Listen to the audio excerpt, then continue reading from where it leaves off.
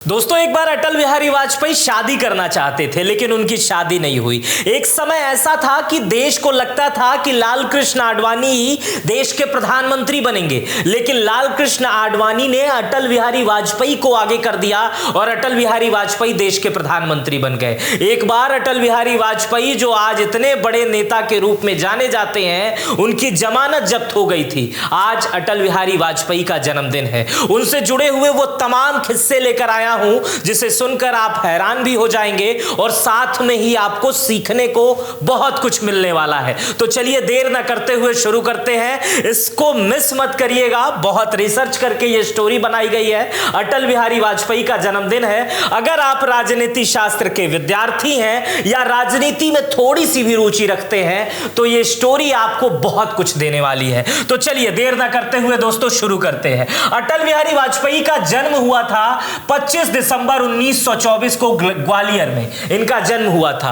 और शायद उस समय किसी को नहीं पता था कि एक समय ये राजनीति के आजाद शत्रु बन जाएंगे। इतने बड़े पुरोधा जिससे पूरी दुनिया सीखेगी। इनके पिता का नाम कृष्ण बिहारी वाजपेयी था। ये एक अध्यापक थे और एक अध्यापक का बेटा शुरू से शिक्षित होता है, इसका गवाह आपको आगे धीरे धीरे देखने को मिलेगा। आपको मैं बता दूं, 11 बार सांसद थे अटल बिहारी वाजपेयी, 9 बार लोकसभा से और 2 बार राज्यसभा से। ये कैसे कैसे हुआ ये मैं आगे बताऊंगा। अटल बिहारी वाजपेयी उसके बाद से उनकी पढ़ाई में आपको बता रहा हूं, शुरुआती शिक्षा सरस्वती शिशु मंदिर से हुई, फिर विक्टोरिया कॉलेज चले गए। यही विक्टोरिया कॉलेज के दौरान उन्होंने संघ ज्वाइन कर लिया। संघ यानी आरएसएस। 1939 में वो संघ से जुड़ गए और उनकी राजनीतिक जीवन की शुरुआत भी यहीं से हो गई। इसके बाद से वो अटल जी इसी कॉलेज से संघ मंत्री और उपाध्यक्ष भी बने और 1944 आते आते तक अटल बिहारी वाजपेयी आर्य कुमार सभा के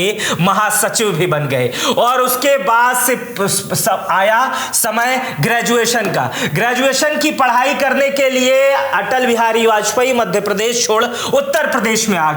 मतलब उत्तर प्रदेश में अटल जी की एंट्री हो गई।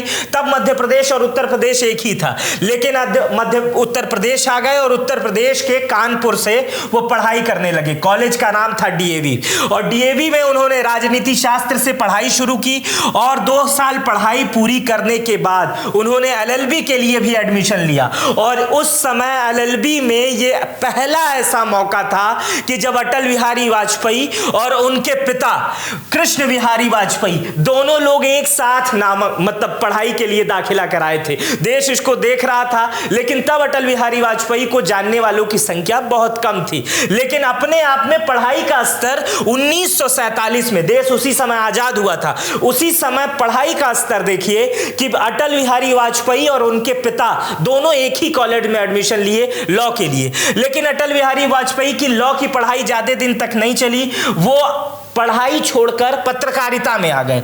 पत्रकारिता करने के लिए उन्होंने दीनदयाल उपाध्याय के अखबार पांचजन्य और राष्ट्र धर्म को चुना और उसमें कार्य करने लगे। लेकिन चूंकि 1939 में मैंने आपको यहां बताया है कि उन्होंने संघ ज्वाइन कर लिया, इसीलिए ये पत्रकारिता भी बहुत दिनों तक नहीं चली। और 1951 में राजनीतिक विंग जनसंघ के ये महासचिव बन गए। जनसंघ आरएसएस का ही राजनीतिक विंग था और इसकी शुरुआत भी 1951 में हुई। जैसे ही 1951 में इसकी शुरुआत हुई, अटल जी को बुलाया गया था और अटल जी आरएसएस में काम करते हुए लगभग 11 बरस हो गए थे और उनको कहा गया कि आप जो है इसकी स्थापना हुई है और आप इसके महासचिव बनेंगे। 1952 में जनसंघ की स्थापना के बाद 1952 में देश में पहला आम चुनाव हुआ और उसमें अटल बिहारी वाजपेयी चुनाव लड़ना चाहते थे, लेकिन उन्हें चुनाव नहीं लड़ने को मिला। लेकिन उसके बाद से फिर 1957 में देश में फिर से आम चुनाव हुए और उसमें अटल बिहारी वाजपेयी को चुनाव लड़ाया गया।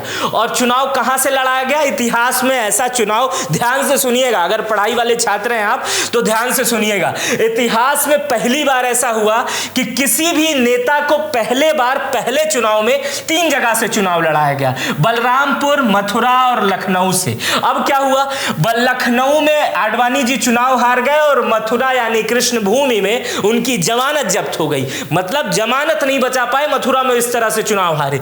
लेकिन बलरामपुर से वो सांसद बन गए और बलरामपुर से ही शुरू हो गई उनके संसदीय पारी की शुरुआत, जो उसके बाद से उनके राजनीतिक रिटायरमेंट तक नहीं खत्म हुई। लगभग 50 दशकों तक एक आदमी संसद का सदस्य रहा, 11 बार किसी तरह लोकसभा या राज्यसभा, कभी ना कभी वो सदन के सदस्य किसी ना किसी तरह रहे।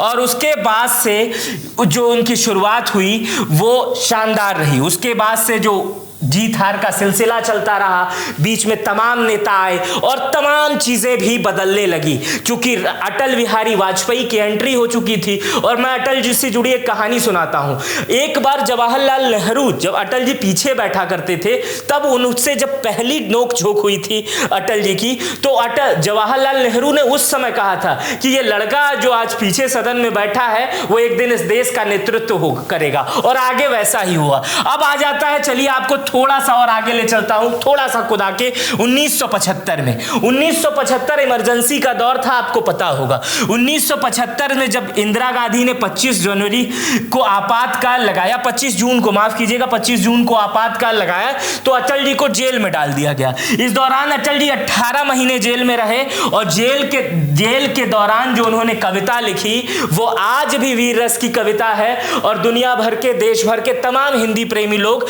इस कविता को पढ़ते हैं। मैं कोई कवि नहीं हूं, लेकिन आपको पढ़ के सुना देता हूं। जेल में इमरजेंसी के दौरान जब अटल बिहारी वाजपेयी 18 महीने की जेल में रहे थे, तब यह कविता सुने थे। तब 18 महीने लोग जेल में रह लेते थे। नेहरू ने भी जेल में काफी समय बिताया है, अटल जी ने भी बिताया, और देश के तमाम बड़े नेताओं ने बिताया है। आज जेल जाने के नाम पर पता नहीं क्या क्या होने लगता है। बीते दिनों से कोई बड़ा नेता जेल नहीं गया है। खैर, बहुत सारे लोग जा रहे हैं, मैं जेल पे टिप्पणी नहीं कर रहा हूं। अनुशासन के नाम पर ये कविता जो उन्होंने लिखी थी, अनुशासन के नाम पर अनुशासन का खून भंग कर दिया है संघ को, कैसा चढ़ा जुनून, कैसा चढ़ा जुनून। मातृ पितृ पूजा पे प्रतिबंध कुटिल कर रहे केशव कुटिल की, कृति कलंकित कहर कैदी कविराय, तोड़ कानून कारा, गूंजेगा भारत माता की जय का नारा। माफ कीजिएगा अगर इसमें कुछ मैंने गलत पढ़ दिया हो, लेकिन अटल जी की ये कविता 1975 में जब वो जेल में बंद हुए इमरजेंसी के दौरान, तो उस समय यही कविता पूरे देश में गूंज रही थी। लोग यही कविता पढ़ रहे थे, इसके कोट्स लिखे जा रहे थे। तब सोशल मीडिया का दौर नहीं था, और उसके बाद से ये चीजें चल रही थी ऐसी की तैसी।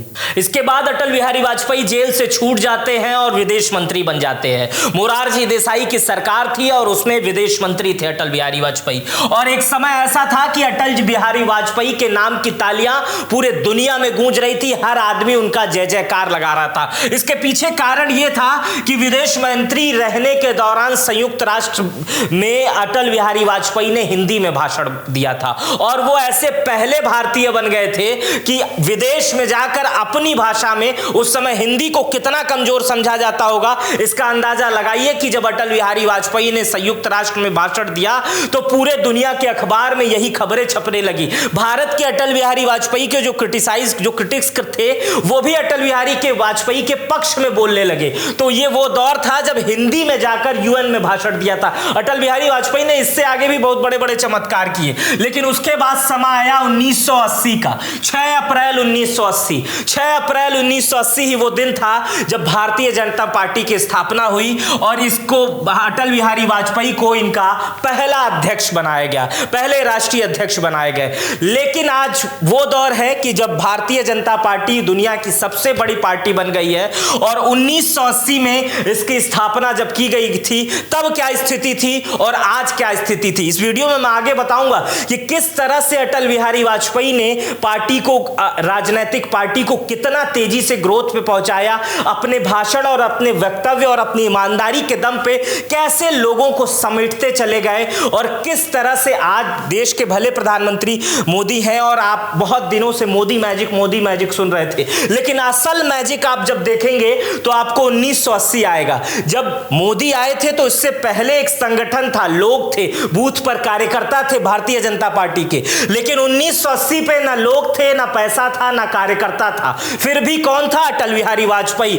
उनके वक्तव्य थे, ईमानदारी थी, और यही कारण है अटल बिहारी वाजपेयी आगे बढ़ते गए, उसके साथ भारतीय जनता पार्टी आगे बढ़ते गई, और वर्तमान स्थिति आप देख ही रहे हैं। चलिए थोड़ा आगे ले चलता हूं। 1984 का दौर आ गया, मैं बुरे दिन भी बताता हूं। 1984 का दौर आ गया। 1984 में इंदिरा गांधी की मौत हो गई। उसके बाद से पूरे देश में फिर से चुनाव हुए, और जो चुनाव हुए उसमें बीजेपी को मात्र 2 सीट मिली। अटल बिहारी वाजपेयी उसमें अपनी सीट नहीं बचा पाए, वो भी चुनाव हार गए। चुनाव कैसे हार गए? अब ये कहानी भी बड़ी जबरदस्त है। अटल बिहारी वाजपेयी ने ग्वालियर, बड़े नेता बन गए थे तब तक। 1984 में अटल बिहारी वाजपेयी बहुत बड़े नेता बन गए थे। 1984 में हुआ क्या कि अटल बिहारी वाजपेयी ग्वालियर से अपना नामांकन किए, और उसी ग्वालियर से चुनाव लड़ गए माधवराव सिंधिया। असल में माधवराव सिंधिया जो चुनाव लड़ते थे वो मध्य प्रदेश की गुना सीट से लड़ते थे, लेकिन जब अटल बिहारी वाजपेयी ने ग्वालियर से पर्चा भरा तो राजा साहब का चुनाव जो है वो ग्वालियर पे आ गया। और जब ग्वालियर पे आ गया तो ग्वालियर की सारी जनता राजा को वोट दे दी। राज शासन रहा है, और माधवराव सिंधिया की इज्जत वहां जबरदस्त है। उस समय अटल बिहारी वाजपेयी को माधवराव सिंधिया ने 2.25 लाख वोटों से चुनाव हरा दिया था। लेकिन इसके बाद भी ऐसा नहीं हुआ था कि मध्य प्रदेश से राजनीति खत्म हो गई। अटल बिहारी वाजपेयी ने जिद ठानी, और 1-1.5 साल बाद, मतलब 2 साल बाद 86 में यहीं से मध्य प्रदेश से वो राज्यसभा भी गए। मैंने कहा ना, चाहे वो लोकसभा या राज्यसभा, चुनाव हार जीत तो हुई, लेकिन अटल बिहारी वाजपेयी सदन में बने रहे। 50 साल का जब तक राजनीति से शुरुआत हुई, और राजनीति को जब उन्होंने अलविदा कहा, बाय बाय टाटा, तब तक वो दौर 50 साल का था, लगभग 50 साल का था। अब यहां करिश्मा देखिए, 1984 में जिस राजनीतिक पार्टी को 2 सीटें मिली थी, उसके बाद से अटल बिहारी वाजपेयी 2 सीटों से, अपनी मध्य प्रदेश सीट वाली से मतलब चिंतित नहीं थे, ना घबराए थे। वो लग गए संगठन के काम में, और उन्होंने भरोसा जताया अपने कार्यकर्ताओं पर, और सभी को संगठनात्मक ढंग से बात करने लगे, उनसे बातें करने लगे, कांग्रेस के बारे में बताने लगे कि हम आएंगे तो क्या करेंगे, कांग्रेस ने आपके साथ कितना छल किया है। और यही कारण रहा 1984 में जिस पार्टी को 2 सीट मिली थी, उसी को 5 साल बाद ठीक 1989 में जब अगला चुनाव हुआ तो 85 सीट मिली। और यही नहीं, सुनिए, 16 महीने उसके बाद से 16 महीने में सरकार गिर गई। अटल बिहारी वाजपेयी बड़ी पार्टी बनके तो आए थे, 85 सीट मिली थी। 16 महीने के बाद सरकार गिर गई। फिर 1991 में 89 के बाद चुनाव हुआ, और इस बार अटल जी के नेतृत्व में 120 सीट मिली, और 120 सीट मिली, और 120 सीट मिलने के बाद फिर 1996 में जब चुनाव हुआ तो 161 मिली, 161 सीट बीजेपी को मिली। लेकिन 161 सीट जब बीजेपी को मिली तो मैंने शुरुआत में बताया था कि अटल बिहारी वाजपेयी से बड़े नेता उस समय हुआ करते थे लाल कृष्ण आडवाणी। अब आपको लगेगा कि, लेकिन उस समय का दौर यह था कि लाल कृष्ण आडवाणी को पसंद करने वालों की संख्या अधिक थी, राम मंदिर से जुड़ाव होने के कारण। 2 लोगों को लगता था कि लाल कृष्ण आडवाणी जो है वो प्रधानमंत्री बनेंगे, लेकिन लाल कृष्ण आडवाणी ने 1996 के चुनाव से पहले ही अटल बिहारी वाजपेयी को आगे कर दिया। कहा नहीं, आप प्रधानमंत्री बनिए। क्यों अटल बिहारी वाजपेयी को आगे कर दिया? संघ से निकलने के बावजूद भी अटल बिहारी वाजपेयी एक ऐसा चेहरा थे जिससे सभी पार्टियों के सभी नेताओं से पटती थी। वो किसी को व्यंग भी करते थे तो व्यंग इतना मधुर लगता था कि सामने वाले को घर पे जाने पर यह एहसास होता था कि भाई वो उसने तो हम पे कटाक्ष किया है, व्यंग किया है। इसीलिए अटल बिहारी वाजपेयी सभी पार्टियों के लिए स्वीकार्य थे। तो उस समय लाल कृष्ण आडवाणी को लगा कि राम मंदिर की वजह से मेरे ऊपर सब पार्टियां नहीं मानेंगी, और हमारी सीटें भी इतनी नहीं आएंगी कि हम सरकार बना पाए। लेकिन जितने भी सीटें आएंगी गठबंधन के माध्यम से अगर सरकार बनाते हैं तो अटल जी के नाम पर सब राजी हो जाएंगे। इसलिए लाल कृष्ण आडवाणी ने अटल बिहारी वाजपेयी को कहा आप प्रधानमंत्री बनिए, और हुआ ही ऐसा है। 1996 में अटल बिहारी वाजपेयी अटल बिहारी वाजपेयी प्रधानमंत्री बनते हैं, और आडवाणी इस चुनाव को इस 1996 के चुनाव में लड़ते भी नहीं है। इसके पीछे कारण यह था कि हवाला में उनका नाम आ गया था, और जब हवाला कांड में उनका नाम आया था तो उन्होंने कहा था कि जब तक इसमें मुझे क्लीन चिट नहीं मिल जाएगी तब तक नहीं चुनाव लड़ूंगा। और उस समय अटल बिहारी वाजपेयी 2 जगह से चुनाव लड़ते हैं और दोनों जगह से चुनाव जीत के आते हैं और उसके बाद से प्रधानमंत्री बन जाते हैं 1996 में। लेकिन 13 दिन में सरकार गिर जाती है और इसके बाद प्रधानमंत्री बन जाते हैं एचडी देवेगौड़ा और इंद्र कुमार गुजराल। अब आप सोचिए कि पहली बार जब अटल बिहारी वाजपेयी प्रधानमंत्री बने तो वो मात्र 13 दिन के प्रधानमंत्री बने, सिस्टम नहीं बैठ पाया और उसके बाद से सरकार गिर गई, 2 लोग प्रधानमंत्री बने। लेकिन उसके बाद से इन 2 लोगों के प्रधानमंत्री बनने के बाद भी देश की जनता संतुष्ट नहीं हुई,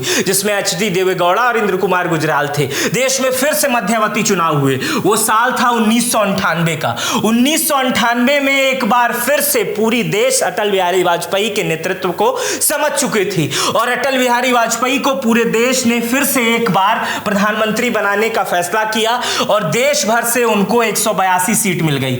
और मैं बता रहा हूं उस समय भारतीय जनता पार्टी बहुत सारे इलाकों से चुनाव ही नहीं लड़ पाती थी। 182 सीट जब भारतीय जनता पार्टी की थी, जहां उसका पीछे कारण है वहां उनके लोग नहीं थे, कार्यकर्ता नहीं थे और तमाम चीजें नहीं थी। और कांग्रेस देश के कोने कोने में चुनाव लड़ती थी और वहां से जीत के आती थी। लेकिन उसके बाद भी अटल बिहारी वाजपेयी के नेतृत्व में 182 सीट मिली। प्रधानमंत्री बनते ही अटल बिहारी वाजपेयी ने 1998 में परमाणु परीक्षण करा दिया और लोगों को बताया कि मैं अटल बिहारी वाजपेयी हूं। हालांकि इंदिरा गांधी ने इससे पहले इस विषय पर काम कर रही थी वो, और ये काम बहुत पहले से चल रहा था लेकिन काम जो था वो ठप पड़ा हुआ था। लेकिन 1998 में जब परमाणु परीक्षण अटल बिहारी वाजपेयी ने कराया तो दुनिया को यह एहसास हो गया कि भाई भारत भी अब परमाणु रेस में आ गया। लेकिन दुनिया को एहसास ही नहीं हुआ, दुनिया ने हमसे नफरत करना शुरू कर दिया। इसका कारण था कि अमेरिका और जापान ने हमारे ऊपर, भारत के ऊपर से बहुत सारे आर्थिक प्रतिबंध लगा दिए, बहुत सारी दिक्कतें करने लगे। उस समय भारत का विपक्ष भी कभी कभी ऐसा लगता था, उस समय के दौर के अखबारों को पढ़िए तो अटल बिहारी वाजपेयी के पक्ष में नहीं है, परमाणु परीक्षण के पक्ष में नहीं है। लोग कहते थे परमाणु हथियार लेकर क्या फायदा, ये तमाम बातें करते थे। लेकिन भारत मजबूत हो रहा था और अब्दुल कलाम और अटल बिहारी वाजपेयी ने मिलकर परमाणु परीक्षण करा दिया और अमेरिका और जापान लगे हुए थे कि इसको, लेकिन बाद में अमेरिका और जापान ने सारे आर्थिक जो मामले थे उसको खोल दिया और मुस्कुराने लगे, क्योंकि जान गए अब इसके पास भी परमाणु है और ये भी परमाणु देश बन चुका है तो कुछ बोलने लायक नहीं है। तो शुरुआत में जैसे गुस्सा होता है लेकिन लोग मान जाते हैं बाद में, अपने ही देश है। अटल बिहारी वाजपेयी की दोस्तों एक खासियत थी, अटल बिहारी वाजपेयी अपने पड़ोसी देशों से बहुत प्यार करते थे, चाहे वो पाकिस्तान हो, चीन हो, कोई भी हो। वो हमसे सबसे बात करना चाहते थे और सोचते थे सबसे दरवाजे खुले रहें, बहुत अच्छा माहौल बने। और 1999 में वही माहौल अटल बिहारी वाजपेयी बनाने की कोशिश कर रहे थे। आपको याद होगा लाहौर बस सेवा, अटल बिहारी वाजपेयी, आगे मैं फोटो भी दिखाऊंगा, अटल बिहारी वाजपेयी बस से भी गए थे। तो ये 1999 का दौर था और ये सब चल रहा था कि बस सेवा शुरू हो रही थी, सब कुछ चल रहा था। ग्लोबल लेवल पे अटल बिहारी वाजपेयी का नाम हो रहा था कि भारत पाकिस्तान जो हमेशा आपस में झगड़ते लड़ते रहते हैं, उस भारत में एक ऐसा प्रधानमंत्री आया है जो दोनों देशों को जोड़ने की कोशिश कर रहा था। लेकिन ये चीजें ऐसे होती रहीं और इसी बीच में क्या हुआ कि जयललिता ने अपना समर्थन एनडीए से वापस ले, सरकार से वापस ले लिया। तब एनडीए नहीं बना था, लेकिन वो 98 में ही एनडीए बना था। फिर देश में फिर से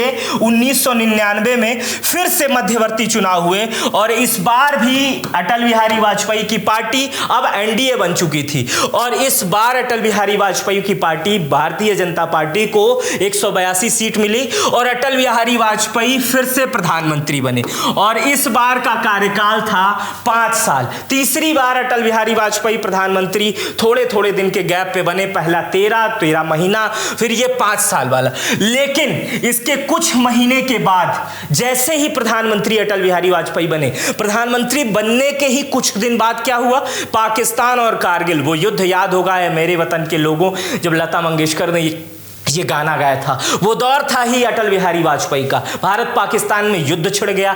अभी अटल जी दोस्ती कर रहे थे, लेकिन उसी दोस्ती की आड़ में कारगिल में तमाम घुसपैठिए घुस गए और तमाम चीजें होने लगी। लेकिन तब पता चला कि पोखरण में परीक्षण करने वाले अटल बिहारी वाजपेयी जो है वो कारगिल का युद्ध भी जितवा सकते हैं। सैनिकों को कहा खुलेआम कि कारगिल हमें जीतना है और कैसे भी जीतना है। ये अटल बिहारी वाजपेयी के उस समय के वक्तव्य थे। और कारगिल हम जीते, पाकिस्तान घुटनों पे आया। ये वो दिन आप युवा होंगे और उस दौर को अगर महसूस करेंगे तो आपको वो दौर याद आएगा, तो आपके रोंगटे खड़े हो जाएंगे। जो अटल बिहारी वाजपेयी को दुनिया ने तब देखा कि भाई इसमें पोखरण परीक्षण कराने के अलावा दूसरे देश से विजय प्राप्त करने का भी शानदार नेतृत्व है। देश और दुनिया ने माना कि अटल बिहारी वाजपेयी ही इस देश को आगे ले जा सकते हैं। लेकिन कहा जाता है ना कि प्याज महंगे होने से भी गवर्नमेंट गिर जाती है। 98 में भी हुआ था और तमाम चीजों में हुआ था। लेकिन उसके बाद से 2004 का दौर आया। कहानी अगर एक एक साल एक एक महीने की बताएंगे तो बहुत बड़ा हो जाएगा। उसके बाद 2004 का दौर आया। 2004 में आप सबको पता होगा कांग्रेस की वापसी हो गई। कांग्रेस चुनाव जीत गया, एनडीए गठबंधन हार गया। अटल बिहारी वाजपेयी ने उस समय नारा दिया था कि शाइनिंग इंडिया, लेकिन अटल बिहारी वाजपेयी प्रधानमंत्री नहीं बन पाए। लेकिन अटल बिहारी वाजपेयी को राजनीति से अंतिम दम तक चिपके रहने की आदत नहीं थी। 2004 में एनडीए चुनाव हार गया, बीजेपी हार गई। 2004 के बाद 2005 में उन्होंने आडवाणी जी को एक भरी सभा में बुलाया, कहा कि मैं अब राजनीति से संन्यास लूंगा, अब आप राजनीति संभालिए। 2005 वो समय था जब अटल जी ने आडवाणी जी को अपनी राजनीति सौंप दी और कही अब बीजेपी की सेवा आप करिए, मैं अब राजनीतिक संन्यास लूंगा। उसके बाद से शायद किसी ने भी अटल बिहारी वाजपेयी की तस्वीर तक नहीं देखी। 2014 में जब उन्हें भारत रत्न दिया गया था तब भी इतनी ही तस्वीर आई थी। आपको याद होगा प्रणब मुखर्जी जब गए थे 93 साल की उम्र में, 93 साल जब उनकी उम्र थी। आज 16 अगस्त 2018 वो दिन था जब वो दिल्ली के एम्स में अपनी अंतिम सांस ले रहे थे और पूरे दुनिया को, अपने शरीर को छोड़ के जा रहे थे और पूरी दुनिया को अलविदा कह रहे थे। लेकिन देश और दुनिया में अभी भी उनका, जैसे कहते हैं ना कि व्यक्ति शरीर मरता है, उसकी आत्मा नहीं मरती है, वो जिंदा रहती है और उसके विचार नहीं मरते हैं। अटल बिहारी वाजपेयी आज लोगों के विचारों में जिंदा है और लोग उनको मानते हैं कि राजनीति करनी हो तो अटल जैसी ही करनी चाहिए। मैंने शुरुआत में रसगुल्ले की भी एक कहानी का जिक्र किया था कि अटल बिहारी वाजपेयी को लेकर एक कहानी है, रसगुल्ले वाली कहानी। इस कहानी को जब आप सुनेंगे तो हंस पड़ेंगे। बहुत सारे लोग इस समय बड़ा डाइट फॉलो करते हैं, तमाम चीजें, लेकिन अटल जी जहां जाते थे वहां की प्रसिद्ध चीज खाने के आदी थे और खूब खाते थे। अक्सर आप अटल जी को आंखें बंद होते हुए, सोते हुए भी देखते थे। तो एक बार उनसे पूछा गया कि आप कई बार झपकी ले लेते, तो कहते हैं मैं कहीं जाता हूं इतना खा लेता हूं कि उसके बाद मुझे हल्की हल्की नींद आती है। तो इसी में एक कहानी है ग्वालियर की। ग्वालियर के एक यज्ञ में पहुंचे तो खाना खत्म हो गया था। तो खाना खत्म हो गया, कहे रसगुल्ला बटा, रसगुल्ला ही लेके आ जाओ। तो रसगुल्ला जब लेके आया गया तो रसगुल्ला लेके जब आया गया तो रसगुल्ला उसमें था ही नहीं, बस सीरा था। तो कहे बस यही सीरा पी लेते हैं। तो ये इतना ज्यादा मीठे के प्रेमी थे कि वो रसगुल्ला पीते थे। और एक शुरुआत में मैंने जिक्र किया था कि अटल जी के शादी की कहानी, अब शादी की कहानी पाकिस्तान से है। पहले इस बस को देखिए, इस बस को आप देखिए। अटल जी के शादी की कहानी यहीं से शुरू होती है। यहाँ पे अटल जी, यहाँ पे शत्रुघ्न सिन्हा आपको दिखाई दे रहे हैं। 1999 में ये बस सेवा शुरू हुई थी और अटल जी सोचे थे कि भारत पाकिस्तान के रिश्ते अच्छे हो जाएंगे, इसलिए हम बस लेकर लाहौर जाएंगे, लाहौर से दिल्ली बस आएगी। तो ये बस सेवा शुरू की गई थी और ये दोनों देशों में एक अच्छी पहल थी। लेकिन किसी को नहीं पसंद था, अन्य लोगों को नहीं पसंद था, इसलिए बाद में सारी चीजें बंद हो गई। इसी बस सेवा के दौरान जब अटल बिहारी वाजपेयी पाकिस्तान पहुंचे तो पाकिस्तान की एक महिला पत्रकार कही कि अटल बिहारी वाजपेयी जी मुझे आपसे शादी करना। ये पूरी दुनिया में ये कहानी वायरल है, अटल बिहारी वाजपेयी से मुझे शादी करनी है, मतलब मुझे आपसे शादी करनी है। अटल बिहारी वाजपेयी के ठीक है कर लीजिए। तो उन्होंने कहा क्या चाहिए आपको? तो उन्होंने कहा कि मुझे जो है मुंह दिखाई में कश्मीर चाहिए। तो उन्होंने कहा ठीक है, हम मुंह दिखाई में आपको कश्मीर दे देते हैं, लेकिन मुझे दहेज चाहिए। तो लोग हंसते, सब लोग चौंकने लगे कि भाई शादी की बात इंटरव्यू में हो रही है और शादी में मुंह दिखाई भी हो गई, कश्मीर देने के लिए प्रधानमंत्री खुद तैयार है। उसके बाद से उनसे कहा गया कि भैया आपको क्या चाहिए दहेज में? तो उन्होंने कहे दहेज में मुझे पाकिस्तान चाहिए। और उसके बाद इसी राजनीतिक कूट और इसी हाजिर जवाबी की चर्चा पूरे दुनिया में होने लगी कि अटल बिहारी वाजपेयी से ऑन द स्पॉट शादी के लिए पूछा गया। उन्होंने कहा ठीक है शादी कर लो, मुंह दिखाई में हम कश्मीर दे देंगे, लेकिन दहेज में पाकिस्तान भी ले लेंगे। मतलब आप समझ रहे हैं, भारत का हिस्सा पाकिस्तान भी हो जाएगा। अब उनके इस जवाब का जब जवाब भारत में गूंजा, पूरे दुनिया में गूंजा, तो भारत का विपक्षी दल भी इसको बड़े अच्छे से, उस समय अखबार हुआ करते थे, सोशल मीडिया नहीं हुआ करता था, लेकिन अखबार में विपक्ष के नेताओं के भी ये बयान आने लगे कि अटल बिहारी वाजपेयी ने बड़े बहादुरी का बयान दिया है। और ये पाकिस्तान में पूरी एकदम खलबली मच गई कि क्या बोल दिया और क्या सवाल था। मतलब हाजिर जवाबी इतनी शानदार, वो अटल जी से सीखनी पड़ेगी। तो आज अटल जी का जन्मदिन है। अटल जी आज रहते हम लोगों के बीच में, तो आज उनकी उम्र 99 वर्ष की होती। खैर, वो जहां हैं दूसरी जगह आएंगे। वो कहते भी थे कि जिंदा हूं जब तक ठीक हूं, आऊंगा दूसरे रूप में आऊंगा, इस तरह की उनकी एक कविता भी थी। तो हो सकता है अगर पुनर्जन्म हो तो उनका किसी और रूप में, नया रूप देखने को मिले। फिलहाल इस स्टोरी को आप कैसे देखते हैं, आपको कितना समझ में आया, मुझे कॉमेंट बॉक्स में बताइएगा। अपना बेहद ख्याल रखिएगा। बहुत बहुत शुक्रिया।